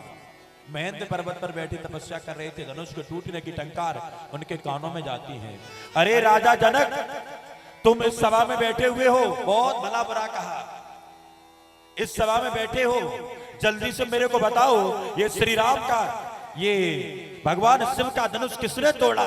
और यदि मेरे को नहीं बताया तो अभी इसी क्षण यहाँ पे जितने भी राजा बैठे हुए हैं मैं सभी का वध कर दूंगा, एक भी जीवित नहीं रहेगा। बगैर दोष के सारे राजा मारे जाएंगे, जल्दी बताओ। इधर राजा जनक ने क्या किया? सियहि बुलाए प्रणाम कराई। जिस समय धनुष टूटा ना तो सीता मैया आती है, राम के गले में वरमाला डाल दी, और राम ने भी सीता के गले में वरमाला डाली ना, तो देखने में ऐसा लग रहा था कि अभी अभी विवाह हुआ है। तो जनक ने क्या किया? जैसे ही परशुराम जी आए, सबसे पहले सीता को बुला के उनके चरणों में प्रणाम कराया। प्रणाम करो सीते, इनका आशीर्वाद लो। और जब प्रणाम किया ना तो परशुराम जी कह रहे हैं सौभाग्यवती भव, सुहागवती भव। राजा जनक को लगा अब राम बच जाएंगे, अब राम का वध नहीं होगा। क्यों? क्योंकि इन्होंने इनको सौभाग्यवती रहने का आशीर्वाद दे दिया है, सुहागवती रहने का आशीर्वाद दे दिया है। भाई राजा जनक क्या जाने कि राम क्या है, परशुराम क्या है, उनको क्या पता। पिता तो सदैव अपनी संतानों का संरक्षण करता है, उसके लिए चाहे उसे कुछ भी करना पड़े, संतानों का संरक्षण करना ही पिता माता पिता का प्रथम कर्तव्य होता है, वो करते हैं। आज सीता को बुला के प्रणाम कराया, उसके पश्चात श्री राम आगे जाते हैं और देखिए उससे पहले लक्ष्मण जी आ गए। वाल्मीकि रामायण के अनुसार लक्ष्मण परशुराम का संवाद नहीं होता है, लेकिन रामचरितमानस के अनुसार लक्ष्मण परशुराम का संवाद हुआ। वाल्मीकि रामायण के अनुसार परशुराम जी आते हैं, कहते हैं धनुष किसने तोड़ा? श्री राम सहज भाव से आगे बढ़ते हैं और क्या कहते हैं? नाथे संबोधन भंजय निहारा, नाथे संबोधन भंजय निहारा।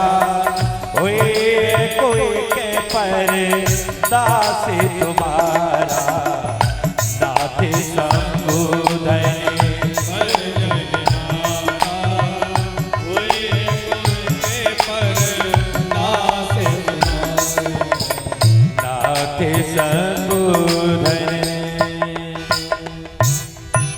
अरे महाराज, जिसने भी ये धनुष तोड़ा आपका दास ही होगा। अरे वे मेरा कैसा दास है जिसने इतना घृणित कार्य किया?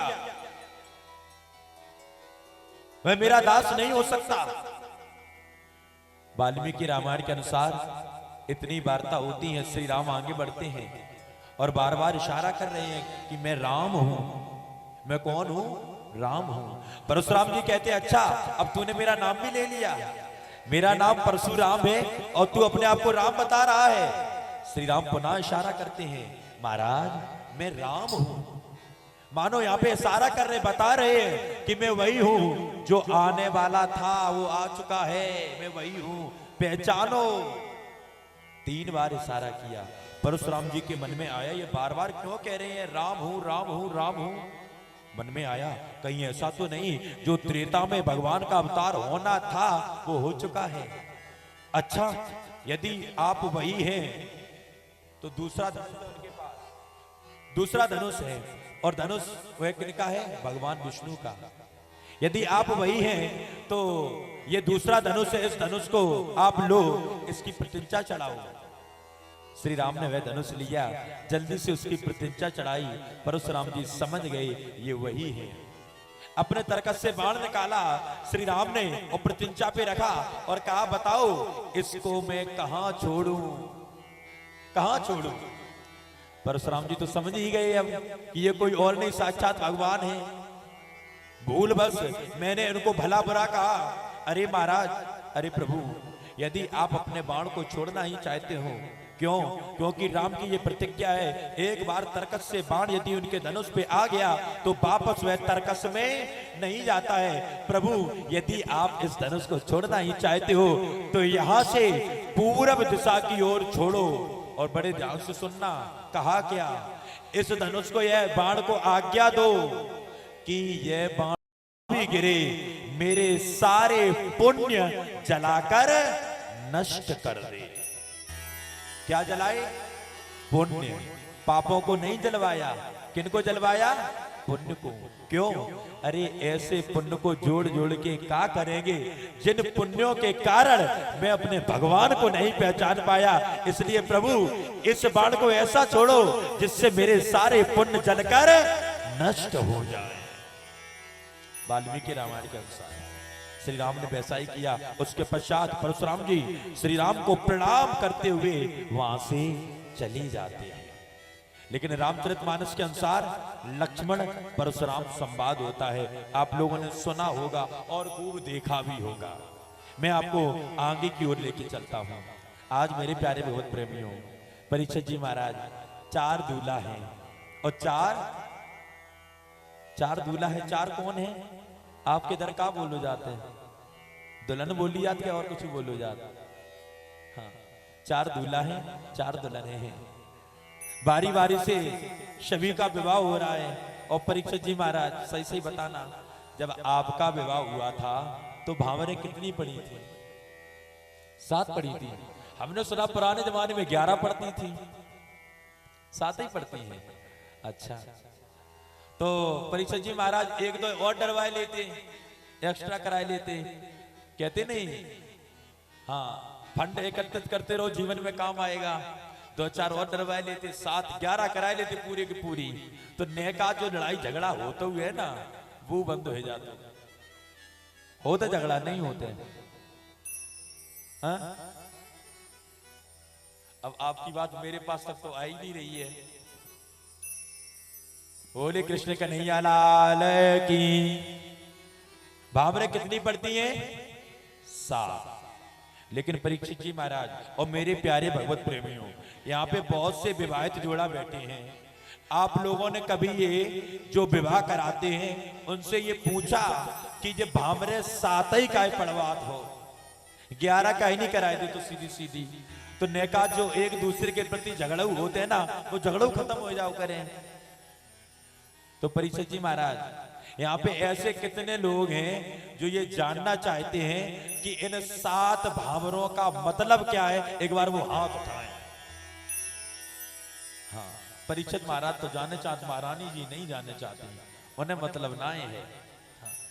बोले कृष्ण कन्हैया लाल की। आज महाराज विवाह हो रहा है, आज विवाह हो रहा है। और विवाह जब हो रहा है ना तो चारों तरफ जय जयकार हो रही है। और परीक्षित जी महाराज जिस समय भावरें पढ़ रही है ना, तो सखियां बड़े ऊंचे स्वरों में भावरें गा रही हैं। क्या? देखो पहली भावर होई, अब तो बेटी बाप की। देखो पहली भावर होई,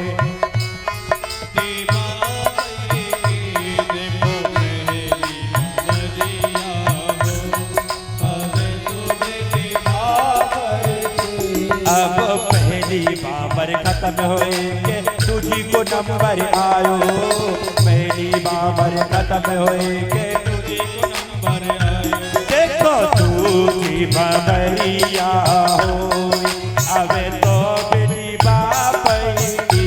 देखो तुझी बबरिया हो, अब तो बेटी बाप की।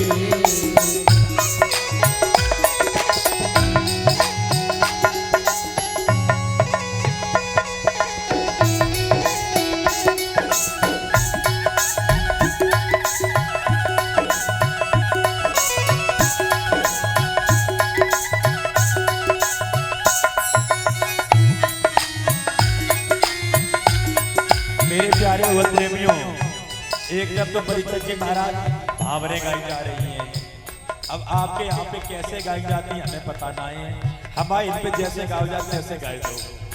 एक तरफ तो भावरें हो रही है, एक तरफ हो रही है ज्योनार। ज्योनार तो जानते होगे ना आप, है ना? ज्योनारे हो रही है। मुँह पे होए ना सकीरे ज्योनार, सजने सुने कारी। मुँह पे होए ना सकीरे ज्योनार, सजने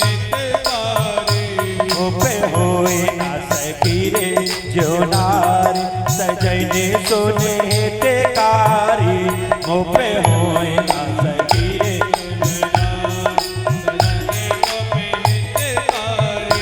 अब प्रेम की पूरी कर्म कचौड़ी जतन को जीरो डाल। प्रेम की पूरी कर्म कचौड़ी जतन को जीरो डाल। हिम्मत ही बड़े कचुले नेह नमकी लियो डार।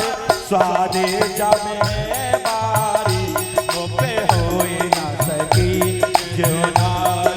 सजने सोने तेरी मोपे होए ना सकी। जय श्री राधे ताली बजाते हुए।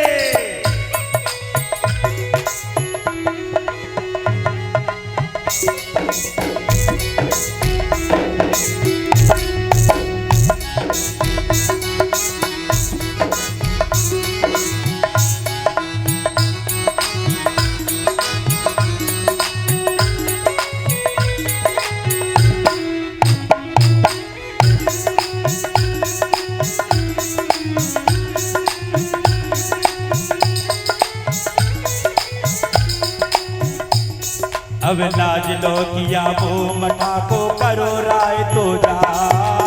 लाज लो किया वो मठा को करो राय तो जा। ओ लाज लो किया वो मठा को करो राय तो जा।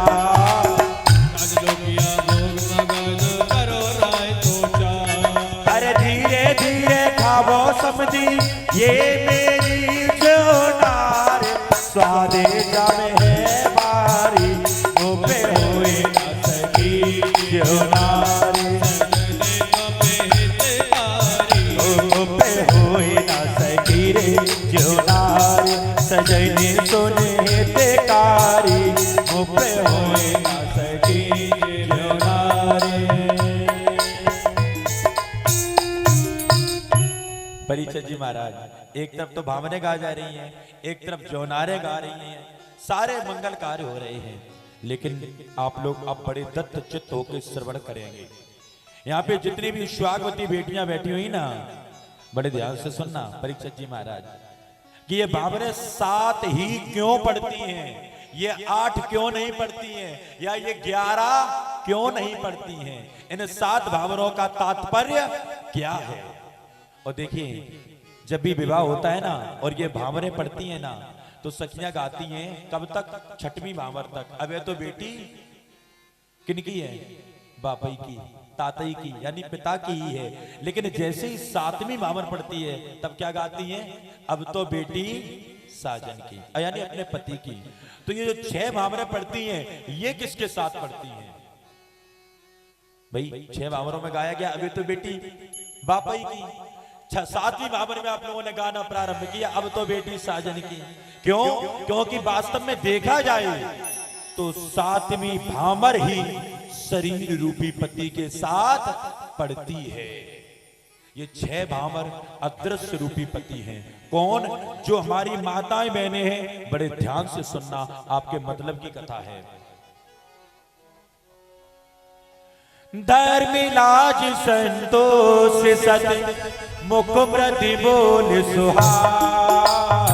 धर्म लाज संतोष सत मुख प्रति बोल सुहार। दो कुल गौरव पति पिता सखी नार पति सार। दो कुल गौरव पति पिता धर्म लाज संतोष सत मुख प्रति बोल सुहार। धर्म लाज संतोष सत मुख प्रति बोल सुहार। दो कुल गौरव पति पिता सती नार पति सार। दो कुल गौरव पति पिता सती नार पति सार। जब पहली भामर पड़ती है ना तो यहाँ पे कहा गया है जो सुहागवती स्त्रियां होती हैं ना उनकी प्रत्येक सुहागवती स्त्री के 7 पति होते हैं। कितने होते हैं महाराज? 7। पहले आप लोग कान खोल कर सुन लियो ना, लाठी डंडा निकाल लियो।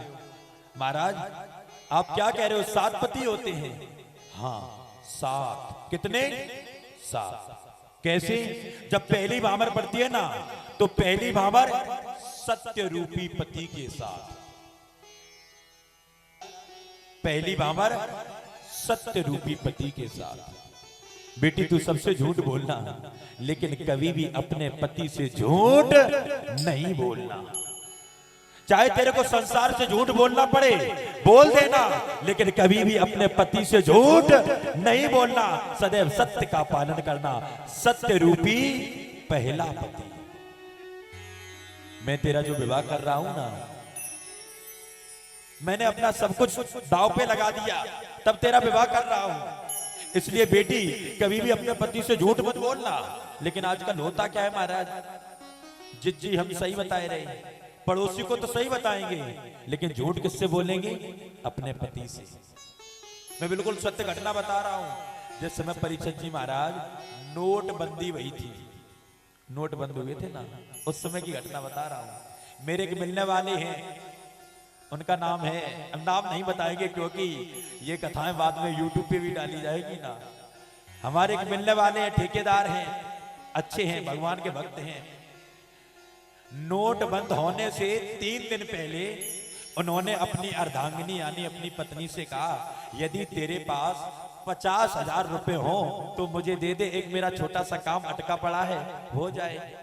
तुम्हारी कसम हम पे है ही नहीं, है ही नहीं।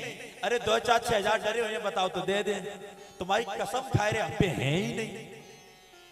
उन्होंने भी माना शायद ना हो, लेकिन महाराज जैसे ही नोट बंद भई 8 नवंबर 2016 शाम को 8 बजे जैसे ही नोटबंदी की घोषणा हुई, दूसरे दिन 8 लाख रुपया उनने अपनी तिजोरी में से निकाले, उनके हाथ में दे, जो मेरू जमा कराए थे। अब वो व्यक्ति आश्चर्य में कि जैसे हमने 3 दिन पहले 50,000 रुपए मांगे और जाने हमारी कसम खाए के मना कर दी, जी 8 लाख कहां से आए, कहां से आए? इसलिए मेरे भक्तों, मेरे देश की देवियों, कभी भी अपने पति से झूठ नहीं बोलना चाहिए, सदैव सत्य बोलना चाहिए। क्यों? क्योंकि आपकी पहली भामर सत्य रूपी पति के साथ पड़ी। सत्य रूपी पहला पति। दूसरा धर्म रूपी पति। बेटी सदैव धर्म के मार्ग पे चलना, कभी भी अधर्म के मार्ग पर मत चलना। सत्य, धर्म। तीसरा संतोष रूपी पति। बेटी सदैव संतोष का पालन करना। सत्य, धर्म, उसके पश्चात संतोष रूपी तीसरा पति।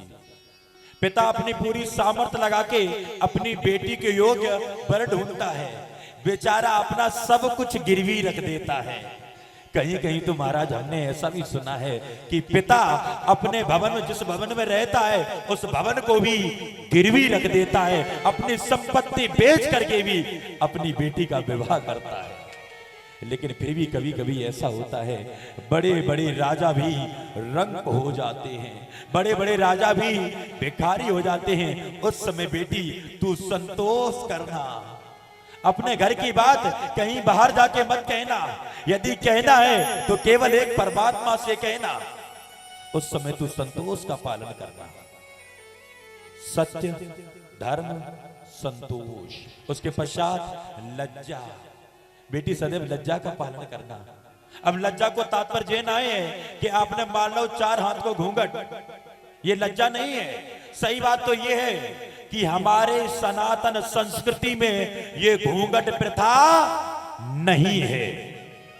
मैं जब से यहाँ पे आया हूँ, परीक्षित जी महाराज और जो हमारे श्री राम जी बैठे हुए हैं ना, मैं पहले दिन से यहाँ पे कह रहा हूँ कि आप लोग ये घूंघट की प्रथा अब धीरे धीरे बंद कराओ, बंद कराओ। क्यों? क्योंकि लज्जा यदि करनी है ना, तो लज्जा अपने नेत्रों की करो। ये घूंघट रूपी प्रथा, ये घूंघट रूपी लज्जा करने से कुछ भी प्राप्त होने वाला नहीं है। सत्य, धर्म, संतोष, उसके पश्चात लज्जा रूपी चौथा पति। उसके पश्चात मधुर बोल। बेटी सदैव मीठा बोलना। कागा काको लेत है, कोयल काको देत, मीठी बाणी बोल के जग अपनो कर ले। बेटी सदैव मीठा बोलना, कभी भी किसी को कड़ुआ मत बोलना। क्यों? क्योंकि मैंने तेरा जहां विवाह किया है ना, हो सकता है कि तेरे पति के कोई ना कोई शत्रु भी हो, और ऐसा इस संसार में कोई नहीं है जिससे कोई ना कोई बैर भाव ना रखता हो। इसलिए बेटी सदैव मीठा बोलना, कभी किसी को कड़वा मत बोलना। जब तू मीठा बोलेगी ना तो तेरे पति का जो शत्रु भी होगा ना वो भी तेरे पति का मित्र बन जाएगा। सत्य, धर्म, लज्जा, संतोष और मधुर बोल रूपी पांचवा पति। छठवां, इस कुल और उस कुल दोनों कुलों की मर्यादा रूपी पति, ये छठवां पति है। सत्य, धर्म, लज्जा, संतोष, मधुर बोल और इस कुल और उस कुल दोनों कुलों की मर्यादा रूपी छठवां पति। अरे होता होगा, मैं मानता हूं कि जो संतान होती है, संतानों में आज पुत्र की प्राथमिकता अधिक है। आज सभी चाहते हैं कि मेरे को पुत्र हो। क्यों? क्योंकि लोग ऐसा कहते हैं कि पुत्र मेरे वंश की वृद्धि करते हैं, पुत्र मेरे वंश को बढ़ाते हैं। अरे कहते होंगे कोई लोग कि पुत्र वंश की वृद्धि करते हैं, पुत्र वंश को बढ़ाते हैं, लेकिन मैं तो कहता हूं धन्य है मेरे सनातन धर्म की ये बेटियां जो एक नहीं दो दो कुलों की मर्यादा को बढ़ाती हैं, दो दो कुलों के वंश को बढ़ाती हैं। दोनों कुलों की मर्यादा हमारी बेटी के हाथ में है। बेटी सदैव मर्यादा का पालन करना। ये 6 पति प्रत्येक पिता अपनी पुत्री को देता है, प्रत्येक पिता अपनी पुत्री को देता है। और 7वीं भामर जब पड़ती है ना शरीर रूपी पति के साथ, तो यहां पे कहा गया है कि जीवन के चक्र में, जीवन की बेला में यदि 7वां पति जो शरीर रूपी पति है किसी प्रकार से तुम्हारा साथ छोड़ भी दे, फिर भी तुम्हारे साथ 6 पति हैं। इन 6 पतियों का अनुसरण करके मीरा की तरह अपने जीवन का यापन करना, लेकिन किसी भी प्रकार से अपने चरित्र पर कोई भी दाग नहीं लगने देना। क्योंकि कहा गया है धनबल जनबल बुद्धि अपारा सदाचार बिन सब बेकारा। आपके पास चाहे कितनी भी बुद्धि हो, आप कितने भी बुद्धिमान हो, आप कितने भी धनवान हो, आप कितने भी रूपवान हो, आप कितने भी गुणवान हो, लेकिन यदि आपके पास चरित्र नहीं है तो समझो सब कुछ बेकार है, कुछ नहीं है। If wealth is lost, nothing is lost. If health is lost, something is lost. If character is lost, everything is lost. यदि आपका कोई धन चुरा ले, समझो लो कुछ गया, थोड़ा गया। क्यों? क्योंकि धन को मैं दोबारा कमा सकता हूं, अर्जन कर सकता हूं।